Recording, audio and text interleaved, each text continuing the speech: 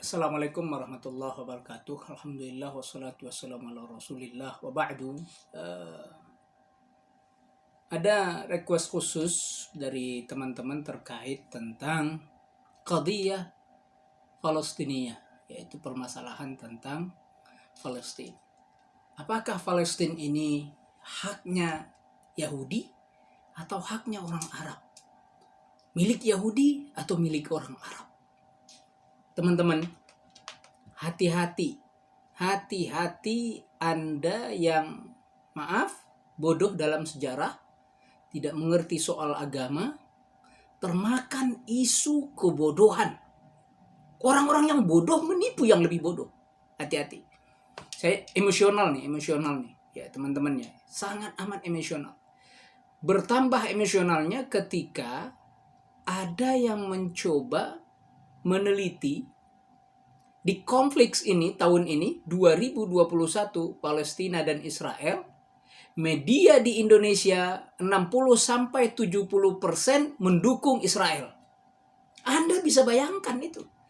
Konflik yang sama terjadi tahun 2014, tahun 2008, tahun sebelumnya. Media-media di Indonesia nggak pernah seramai itu mendukung Israel dan menyalahkan Palestina. Menunjukkan bahwa ada sistem yang terstruktur untuk membuat Anda percaya bahwa Israel lebih berhak daripada Palestina atas bumi Palestina itu sendiri, Al-Quds itu sendiri. Hati-hati teman-teman. Kalau kita lihat dari sejarah, orang-orang Yahudi ini adalah anak dari Nabiullah Israel. Sehingga disebut nama mereka adalah Banu Israel atau Bani Israel. Siapa ini Bani dan Banu Israel? Mereka itu adalah anak-anak Yakub alaihi salam. Yakub ini nama lainnya adalah Israel. Jadi nama Yakub dinisbahkan untuk anak-anaknya. Jadi anak-anak Yakub alaihissalam disebut dengan Bani Yakub atau Bani Israel. Inilah cikal bakal Yahudi. Lalu kita lihat kapan ini Bani Israel ada di bumi Palestina. Kapan Yakub alaihissalam ada di sana? Kita ingat, Yakub alaihissalam adalah anaknya Ishak alaihissalam, Nabiullah juga.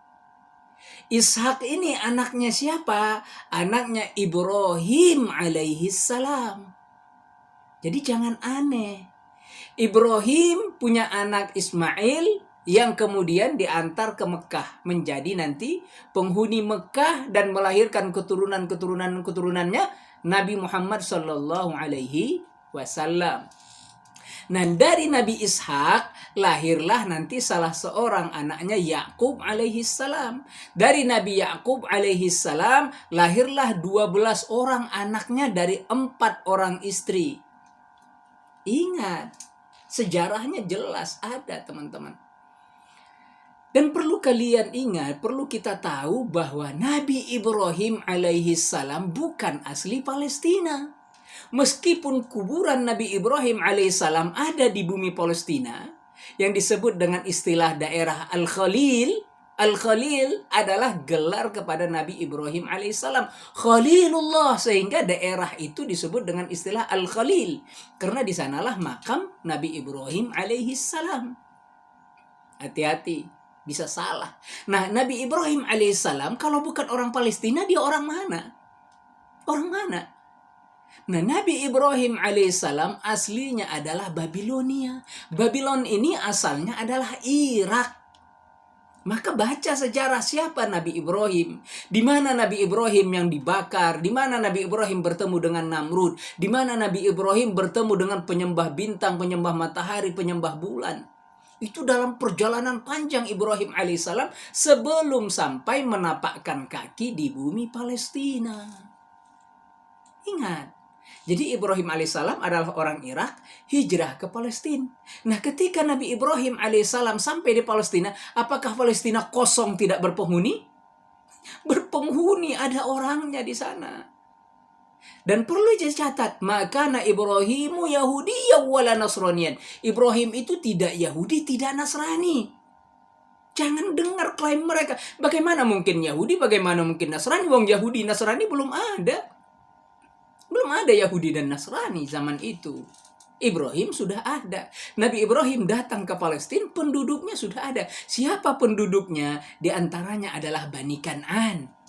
Bani Kan'an ini adalah orang Arab yang hijrah dari Jazirah Arab berangkat ke Palestina, daerah Sawahil. Sawahil daerah pinggiran pesisir.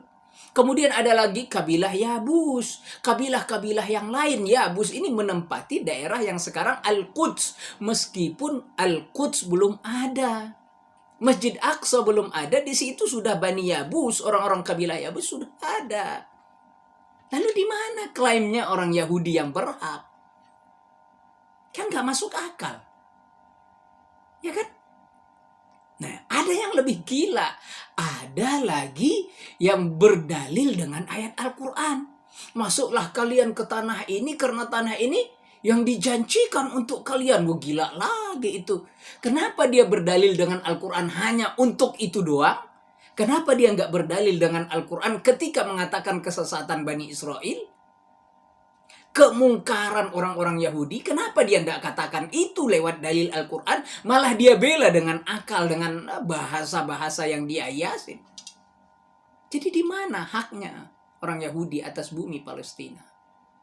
Nah, setelah Bani Israel lahir, kemudian kan mereka diboyong habis oleh Nabi Yusuf alaihissalam, dibawa ke Mesir. Ayah ibunya dibawa ke Mesir, semuanya 12 anak Nabi Yakub bersama ayah dan ibunya Nabi Yusuf diangkat ke sana ke Mesir. Meskipun dalam catatan sejarah katanya ibunya Yusuf alaihissalam tidak lagi hidup, tapi yang dibawa ke Mesir itu adalah ibu dari istri-istri Nabi Yusuf ibu dari istri Nabi Yakub alaihissalam. Istrinya ada 4. Nah, dia anggap ini sebagai ibunya semua nih. Dibawa ke sana. Seluruhnya Bani Israel dibawa ke Mesir. Sehingga dalam perjalanannya Bani Israel itu diperbudak oleh Fir'aun. Berapa ribu tahun. Sampai kapan? Sampai lahirnya Nabi Musa. Ingat kisahnya Nabi Musa. Musa ini sebelum lahir sudah dinanti. Dinanti untuk apa? Untuk dibunuh. Ingat kan?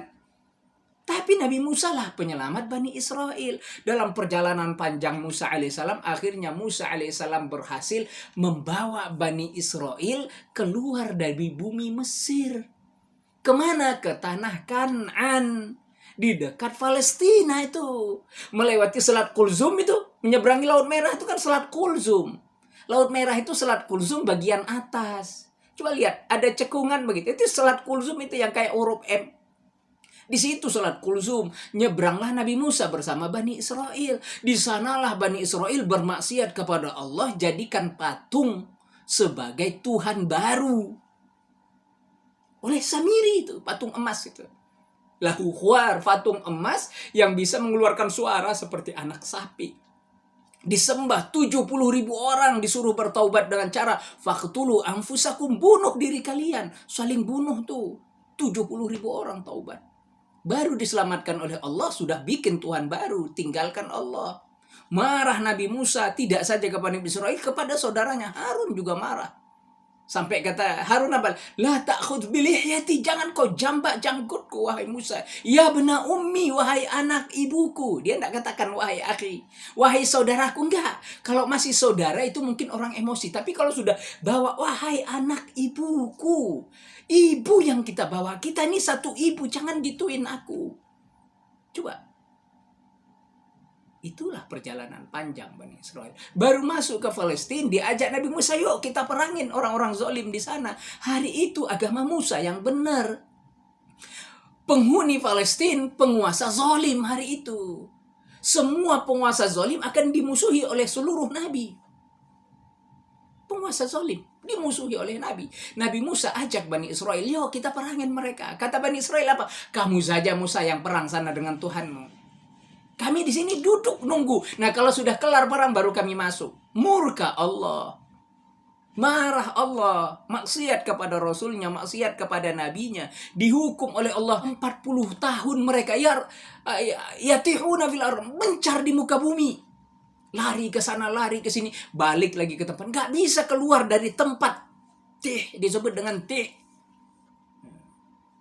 melanglang buana, tapi di situ-situ aja. Sampai wafat Nabi Musa, mereka masih di situ. Sampai lahirlah generasi baru Musa alaihissalam, namanya Yusha' bin Nun. Yusha' bin Nun inilah yang berhasil membawa masuk ke Palestina, keluar dari dari tempat kutukan bagi mereka Bani Israel. Dari situlah nanti akan berperang dengan Jalut. Nah, Jalut ini siapa? Jalut ini dalam bahasa orang-orang Eropa disebut dengan istilah Goliat. Penguasa zolim, kasar, zolim, diperangin. Siapa yang sanggup melawannya? Talut. Talutlah sebagai raja, diangkat sebagai raja. Talut bingung, siapa yang akan menghadapi ini? Tidak lain, ditunjuklah seorang pemuda. Awalnya dibuka, siapa yang melawan Jalut? Gak ada yang berani. Penguasa zalim, kuat. Tapi Daud alaihissalam berani. Maka Daudlah yang berdiri, dia seranglah, terjadilah perkelahian Goliat atau Jalut, mati terbunuh. Sehingga Daudlah menjadi pengganti raja Bani Israel yang kemudian menetap di Palestina. Itu awal bagi orang Bani Israel menetap di Palestina. Awal itu zaman Daud alaihissalam. Setelah Daud siapa? Baru diwariskan kepada anaknya. Siapa anak Nabi Daud alaihissalam? Sulaiman alaihissalam. Nah, Sulaiman lah mendirikan haikal di sana, mendirikan istana di sana. Masya Allah. Jadi generasinya itu baru. Di masa siapa? Di masa Daud alaihissalam, di masa Sulaiman alaihissalam. Ini pun gak bertahan lama. Habis itu mereka dihajar lagi. Bani Israel dihajar oleh kekuatan. Masya Allah. Dihajar oleh kekuatan zolim yang lain. Ingat, setiap kezoliman akan dihantam oleh kezoliman. Kalau tidak dihantam oleh kezoliman, akan dihantam oleh kebenaran. Sehingga kezoliman tidak akan pernah menang. Zolim dengan zolim akan berkelahi, atau zolim dengan kebenaran berkelahi. Pasti yang benar, yang menang adalah yang benar. Yang benar pasti menang. Kalau zalim dengan yang zalim, bisa jadi dua-duanya hancur. Insya Allah. Hati-hati teman-teman. Salah dalam menangkap isu ini, bisa fahamnya keliru. Fahamnya keliru itu bisa menyesatkan orang lain. Ya. Hati-hati. Ini masalahnya masalah sejarah. Kalau yang buta sejarah dicekokin dengan begini-begini, ya Anda bodoh dalam sejarah, ya terlihat seperti orang yang maaf, ya nggak layak didengarkan omongan Anda kalau begitu. Nah, ingat sejarahnya Nabi Sulaiman alaihissalam. Setelah Nabi Sulaiman wafat, mereka kan selesai lagi. Ya, Bukhtinasar datang menghancurkan Bani Israel, mencar lagi Bani Israel, hilang lagi Bani Israel. Kerajaan yang dibangun oleh Daud alaihissalam dibangun oleh Sulaiman alaihissalam. Ingat ya, Sulaiman alaihissalam di antara raja yang pernah menguasai seluruh global dunia. Seluruh dunia dialah rajanya. Dari ujung timur ke ujung barat, dari utara ke selatan, Sulaiman alaihissalam Nabiullah. Dia minta kepada Allah supaya dikasih kekuasaan yang tidak pernah dikasih oleh Allah setelahnya dan sebelumnya kepada orang yang lain. Masya Allah. Lihat tuh Nabi Sulaiman alaihissalam. Tapi penerus generasinya selesai. Bukhtinasar bikin Bani Israel berpencar. Lari. Di mana Bani Israel dimusuhi oleh orang. Bukan mereka benci karena dia Israel Yahudinya, tapi perilaku mereka sendirilah yang membuat mereka terhina. Di Eropa, coba. Ketika Islam runtuh di Andalusia, di Spanyol, Islam runtuh. Apakah Yahudi di sana ditampung baik oleh orang Kristen? Nasrani? No, tidak. Yahudi diusir Yahudi bersama orang Islam. Kecuali Yahudi mau masuk Kristen. Yahudi pantang masuk Nasrani, pantang mengakui Isa. Bagi mereka no, apalagi ngatain Isa Tuhan, tidak akan pernah. Sehingga mereka juga dimusuhi. Yahudi itu lebih adem tinggal bersama orang Islam daripada dengan orang Nasrani. Jangan kira perlakuan Nasrani kepada Yahudi baik. No, gak pernah juga baik. Belakangan ini aja sok mesra, sok belain. Sejarah Eropa modern, dari Jerman, dari Perancis, diusir tuh Yahudi. Dibuang. Inggris buang Yahudi. Kenapa? Perilaku mereka nggak ada yang benar. Dalam hal umum ya, secara umum begitu. 1-2 orang adalah yang baik, 2-3 orang adalah yang benar. Tapi umumnya begitu. Hidup mereka tertutup, tidak membaur dengan orang lain, menguasai, hegemoni dan sebagainya. Wah, ingat, mereka punya kecerdasan, mereka punya uang, mereka bisa lakukan seluruhnya. Dari Rusia mereka dihajar habis-habisan karena kaisar Rusia mereka bunuh. Kemana perginya dari Spanyol? Diusir kemana? Ada yang dibunuh, ada yang tinggal pura-pura jadi Kristen. Sisanya kemana? Diselamatkan oleh orang Islam. Orang Islam yang tampung sini. Kamu manusia. Meski kita beda agama, kamu tetap manusia. Sini kami tampung. Ditampung oleh orang Islam. Sehingga di Yaman populasi Yahudinya besar banyak. Terbanyak populasi Yahudi di negara Arab, Yaman. Hati-hati. Di Mesir ada, di Maroko ada, di Tunisia ada, Aljazair ada, di Jazirah Arab, Iran, Irak ada. Sampai ke Iran, Irak coba bayangkan, ada. Ditampung oleh orang Islam. Karena Eropa Spanyol menolak, Eropa modern menolak. Tadinya mereka itu mau ditempatkan di satu negeri di Argentina. Di Argentina, nih ya apa namanya ya, biayanya kosnya besar kalau mindahin mereka ke Amerika Latin sana.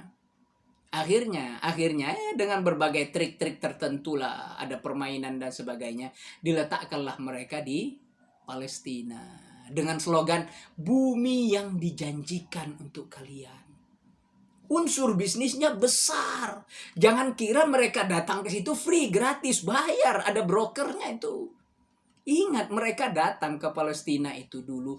Ada yang sebagai pekerja, ada sebagai kuli, ada sebagai pembantu, ada sebagai budak. Mereka tuh datang bawa paspor, diperiksa semua. Kapal-kapal mereka itu penuh. Sampai mereka tulis, kami sudah dibunuh, diusir dari Eropa, dibunuh oleh Jerman. Ingat, Jerman, Holocaust. Sampai kata Hitler apa? Kenapa aku tinggalkan sebagian Yahudi? Biar kamu tahu. Kenapa aku bunuh mereka itu? Biar kamu tahu. Biar kamu tidak katakan, oh Hitler itu jahat, kejam. No, bukan itu. Biar kamu tahu gimana perilaku Yahudi. Nah, tak sisain sedikit. Kata Hitler begitu. Dan kan kita tahu sekarang kan gimana perilakunya. Anak kecil dibunuh, perempuan dihantam, laki, orang tua, masjid, rumah, semua. Begitulah perilaku Yahudi. Jadi kalau ada orang yang belain ini, tolol. Apalagi ada ya namanya pejabat negara mengatakan apa ya, urusan Palestina bukan urusan kita. Waduh, gak pantas dia ngomong begitu. Biar kafir pun dia gak pantas ngomong itu. Apalagi dia ngakunya Islam. Kita mau katakan munafik, ya munafik itu urusan hati. Gak berani kita katakan munafik. Tapi kalau dia katakan Palestina itu bukan urusan kita, ya Palestina ini satu negara yang paling awal ngakuin kemerdekaan Indonesia 1945. Keluar uang mereka banyak, keliling negara Arab supaya Indonesia diakuin merdeka, merdeka, merdeka. Jangan lupakan itu sejarah. Jas merah kata Bung Karno, jangan lupakan catatan sejarah. No. Malu kita kepada bangsa Palestina. Teman-teman. Jadi di mana haknya Yahudi? Nggak ada. Mereka dulu tidak berhak, sekarang mereka tidak berhak. Mereka kan datang baru belakangan ini. Itu Yahudi yang sekarang itu Yahudi Eropa, Yahudi Amerika. Ingat, Yahudi itu kalau kulit hitam mereka nggak akuin. Banyak Yahudi yang ada di Ethiopia, di benua Afrika itu banyak turunan Yahudi. Tapi nggak diakuin. Kenapa? Kulitnya hitam. Negro. Asimilasi. Percampuran perkawinan. Lahirlah anak-anak yang negro biasa. Lumrah. Toh orang Arab di Indonesia hidungnya pesek udah banyak.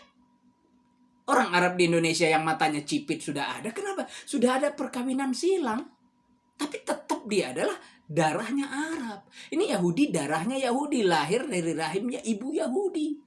Tapi karena hitam nggak diakuin. Itulah rasisnya mereka.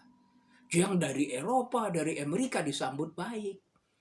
Tapi ingat, mereka itu lemah. Dikasih roket sama Hamas, ciut tuh nangis-nangis kan. Padahal alatnya canggih, hebat. Secanggih itu alatnya, sehebat itu mereka. Tapi sama Hamas tuh, ya keok lah kita bilang. Bandaranya tutup, ya kan, pusat perbelanjaan tidak beraktivitas. Ribuan roket ditembakkan oleh Hamas. Nah, Hamas itu sudah klaim terbaru mereka apa? Roket itu kami home industry lah. Home industry-nya itu. Kita bisa bayangkan kalau Hamas itu punya pabrikasi roket. Wah, itu hebatnya bukan main. Itu home industry. Ya, home industry-nya aja sudah sehebat. Itu bukan dari Iran. Iran yang kirim. No, baru pengakuan orang Hamas. Khalid Mish'al itu katakan apa? Ini produk Hamas sendiri. Jadi teman-temannya, ingat, tidak ada hak bagi mereka. Mereka datang ke sana itu dulu sebagai apa? Inggris yang kasih fasilitas, Amerika yang kasih bantuan. Sampai hari ini. Kalau tidak ada Amerika, udah keok itu. Keok tuh. Arab pernah berperang melawan mereka, Yahudi. Dari Suriah, Mesir, Lebanon, dan negara-negara sekitar ikut berperang melawannya, dibantu oleh Amerika. Kalau nggak dibantu Amerika, selesai. Jadi kuncinya sebenarnya di Amerika. Nah, ini sekarang bantuan Amerika besar. Ya kenapa ya? Karena didominasi oleh orang Yahudi juga kan. Makanya hati-hati. Ya. Jadi kita katakan tidak ada hak. Islam masuk zaman Umar bin Khattab itu menerima kunci Al-Quds, diterima dengan salam. Diterima dengan salam. Damai. Bukan perang. Bukan bunuh. Itu ya. Diterima, sah. Kemudian dirampas nanti. Pada perang salib pertama. Dibebaskan oleh Salahuddin Al-Ayyubi. Ya enggak? Salahuddin Al-Ayyubi yang bebaskan itu. Ya, dari mulai kakeknya, ayahnya. Imaduddin Zenki, Nuruddin Zenki, Salahuddin Al-Ayyubi. Berhasil 3 generasi ini. Ya, baru lagi datang lagi gelombang kedua. Dibenteng oleh Turki Utsmani. Turki Utsmani yang benteng itu. Ya, dari garis siapa itu? Muhammad Al-Fatih yang menjebol Konstantinopel tuh. Turki Utsmani. Ya, ada Sultan Murad II, ada Sulaiman Al-Qanuni. Ini orang-orang yang berjasa melindungi Palestina. Ketika pengungsi Yahudi datang dari Eropa, disambut oleh Turki Utsmani. Silakan masuk ke negara Islam, silakan masuk. Kecuali Palestina, mereka tidak dikasih masuk ke sana. Kenapa? Karena kalau dikasih, udah tahu tabiatnya gimana. Udah tahu, tukang rusak. Makanya yang dikasih oleh Turki Utsmani. Nah, supaya ini proyek selesai, maka Turki Utsmani lah pertama kali diruntuhkan. Begitu Turki Utsmani runtuh 1924, lancar kan? 1940-an selesai, jadi masuk tuh barang. Nah, sekarang gila-gilaan lagi. Gila-gilaannya apa? Beberapa negara Arab sudah normalisasi hubungan. Sudah ya menerima ini kedutaan baru, bikin dubes baru. Hati-hati. Permainannya apa? Amerika. Ya, lobby Amerika itu. Nah, kenapa mereka nerima Israel? Kenapa diterima Israel menjadi semacam bikinlah kedutaan baru, ada dubes baru. Kenapa? Supaya dapat belanja senjata dari Amerika. Jadi tawaran Amerika itu, kamu ngakuin Israel, saya kasih senjata deh. Nah, yang nggak ngakuin, ya jangan harap dapat senjata. Jadi duit, ujungnya duit nih. Tapi kan Qatar kaya. Ya kaya kalau kemaruk. Yang hebat tuh Indonesia. Ya, hebat tuh Indonesia. Ya belakangan kan dubes Palestina bilang, kami nggak pernah terima bantuan dari Indonesia. Ya iyalah. Kamu bantuannya nggak diserahkan lewat dubes. Kalau diserahkan lewat dubes, emang apa sampai ke Gaza sana? Wong Gaza diblokade sudah 15 tahun. Apa sampai bantuan itu ke sana? Yang paling menderita kan Gaza. Kalau yang daerah tepi barat ini Ramallah dan Al-Quds ini kan masih bisa hidup tenang. Di Gaza kehidupan dari mana? Ya tenaga doa, tenaga bantuan kaum muslimin. 1 rupiah, 2 rupiah yang kita sumbangkan itulah menjadi ya cuannya mereka. Ya kalau tidak ada siapa yang mau bantu? Siapa yang mau bantu? Jangan berharap deh Fatah mau membantu Gaza. Wong Fatah sama Hamas ini masih kelahi terus. Nah cuma isu terbaru Hamas sama Fatah mau bersatu. Nah kalau ini bersatu kuat dong. Bisa tenggelam tuh Palestina. Penduduk mereka kan dikit. Cuma beberapa juta aja. Ya, beberapa juta aja penduduk mereka.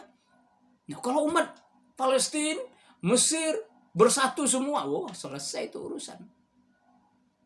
Tuh, ingat ya. Ingat ya, perang yang dilewati Arab dengan Israel ini perang panjang perang, ngeri, banyak korban, bantuan Amerika besar.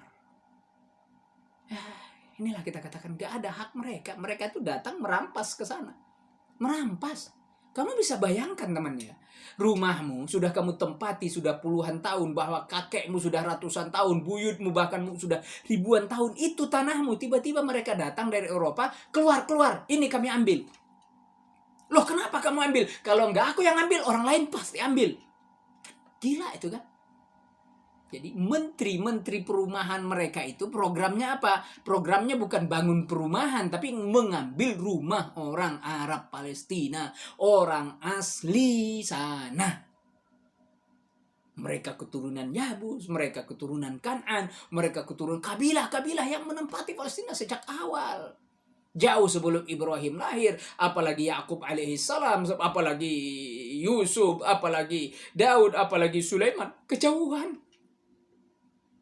Mereka udah lebih dulu, Arab tuh. Nah, satu-satunya kalaupun mau kita katakan. Karena itu tanah dimenangkan lewat perang. Paling itu aja. Ya kan? Perang terakhir ini kan mereka bisa menguasai itu kan karena sudah bikin negara lalu perang melawan orang Arab. Melawan Mesir, melawan Syria, melawan Lebanon, melawan negara-negara sekitar. Itu aja.